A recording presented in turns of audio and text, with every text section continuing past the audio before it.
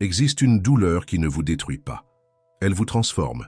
Il y a une résistance qui n'est pas une punition, mais une invitation, un appel à devenir une meilleure version de vous-même. Pourtant, très peu de personnes acceptent cette invitation car elle se manifeste sous forme de fatigue, de solitude et de silence, surgissant dans des moments d'inconfort qui tentent de vous convaincre d'abandonner. La vérité est que votre esprit a été programmé pour rechercher le confort, pour vous protéger et vous maintenir éloigné des dangers, ce qui est excellent pour survivre, mais désastreux pour évoluer. C'est pourquoi lorsque vous essayez de vous lever plus tôt, de vous entraîner même sans envie, ou de maintenir la discipline sans voir de résultats rapides, l'esprit vous sabote. Il dit « Repose-toi, cela n'en vaut pas la peine, cela ne fonctionnera pas ». Et beaucoup de personnes y croient, non pas parce qu'elles sont faibles, mais parce qu'elles n'ont jamais entraîné cette force invisible qui sépare le commun de l'extraordinaire, la persévérance face à la douleur. Napoleon Hill a étudié pendant plus de 20 ans les hommes les plus riches et influents du monde et a découvert qu'ils ont tous affronté des périodes de résistance intense. Ils ont été rejetés, ont échoué et douté d'eux-mêmes, mais ont persisté. Il appelait cette persévérance une force soutenue par la foi, c'est-à-dire la capacité de continuer même lorsque rien ne semble fonctionner, de ne pas céder à la douleur immédiate parce que vous êtes engagé envers un objectif plus grand. C'est la véritable différence entre vaincre et simplement survivre. Ce n'est ni le talent ni l'argent, mais la capacité de résister mentalement. La science l'a déjà confirmé. Le neuroscientifique Esselin de Lanogard explique que le cerveau est programmé pour répéter ce qui procure du plaisir et éviter ce qui cause de la douleur, mais il est aussi plastique, ce qui signifie qu'il peut s'adapter. Il peut être entraîné à supporter plus de défis, à mieux gérer l'inconfort et à trouver du sens même dans des situations difficiles. Selon lui, si vous entraînez le plaisir constant, vous finirez par devenir esclave du confort. Mais si vous entraînez la résistance consciente, votre esprit devient antifragile, c'est-à-dire que vous n'êtes pas faible, vous avez juste besoin de plus d'entraînement. L'entraînement de l'esprit commence lorsque vous décidez que la douleur n'est pas la fin, mais le début de la transformation.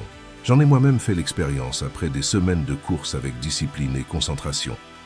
Je me souviens du jour où j'ai couru 50 km pour la première fois. La douleur était présente, mon corps se plaignait, mais j'ai continué. Et à la fin, je n'étais plus le même. Non pas parce que mes muscles s'étaient développés, mais parce que mon identité avait changé. Lorsque vous affrontez la douleur par choix, la récompense est la clarté. Cela montre que vous êtes plus fort que vous ne le pensez. La douleur modifie vos références. Ce qui était auparavant difficile devient commun, et ce qui semblait impossible devient routine. Ce moment est connu comme le seuil de résistance et peut être élargi, mais seulement si vous cessez d'éviter la douleur et commencez à la voir comme une partie du chemin. Hill disait que l'endroit où la plupart abandonnent est exactement là où le succès commence. Mais pour cela, il est nécessaire de changer la façon dont vous voyez la douleur. Elle n'est pas une faiblesse, mais un signe que vous sortez de la zone de confort où votre ancienne version vivait. Voici un principe important. La discipline n'est pas une punition, c'est une question d'identité. Vous ne vous entraînez pas parce que vous souhaitez souffrir. Vous vous entraînez parce que vous voulez devenir quelqu'un qui supporte le poids de son propre potentiel. Et cela ne se produit pas du jour au lendemain, mais dans la persistance silencieuse et la répétition d'actes que peu sont prêts à accomplir, dans la foi qui persiste même sans signe, dans le courage de continuer lorsque tout en vous veut arrêter. C'est ainsi que vous passez au niveau supérieur, non pas par chance, mais par choix. Et si vous êtes arrivé jusqu'ici, vous avez déjà fait le premier pas. Mais restez vigilant. Le niveau suivant exige un esprit capable de supporter la pression, une foi qui dépasse la douleur, une décision quotidienne de ne pas reculer.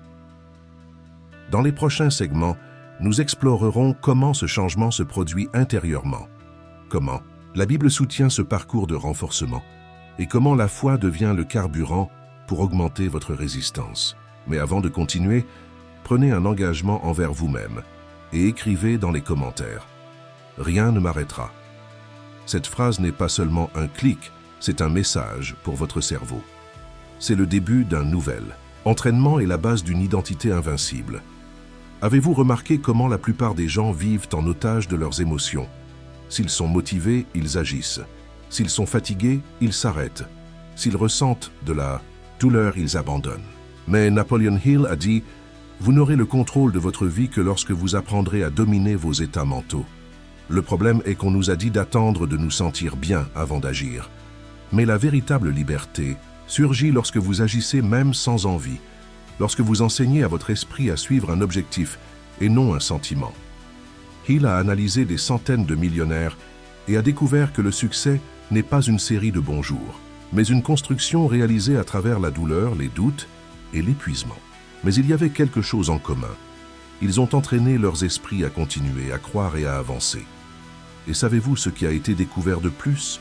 Plus quelqu'un exerce la discipline, plus la vie devient facile. Non pas parce que les problèmes disparaissent, mais parce que la personne devient plus grande que les problèmes. Hill complète cela avec les neurosciences, en affirmant que le cerveau se façonne par ce que vous répétez, avec une émotion intense. Si vous entraînez l'abandon, votre esprit s'habitue à fuir. Mais si vous entraînez la persévérance, vous renforcez vos chemins de dépassement. Selon lui, le cerveau se réorganise avec ce que vous tolérez avec constance. La douleur cesse d'être effrayante lorsqu'elle devient familière. En d'autres termes, la douleur est entraînable. Et lorsque vous apprenez à la gérer, vous conquérez la liberté d'agir sans dépendre de votre bien-être, car vous reconnaissez que l'inconfort fait partie du chemin et que la vie ne récompense pas ceux qui évitent la douleur, mais ceux qui l'affrontent avec un objectif. Peut-être avez-vous déjà expérimenté cela après une période intense d'entraînement où vous vous êtes donné à fond. Vous atteignez un état différent. Une paix qui ne vient pas de l'absence d'effort, mais de l'harmonisation avec la personne que vous êtes en train de devenir. C'est comme si une voix en vous disait « Maintenant, je suis capable ». Et cela transforme tout.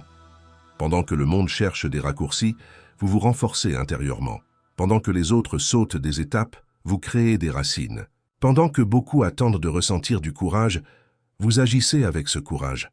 La Bible décrit ce type de force silencieuse comme quelque chose de plus profond que la simple volonté, l'appelant la douceur, qui est le pouvoir sous contrôle. Il ne s'agit pas de passivité, mais de maîtrise de soi.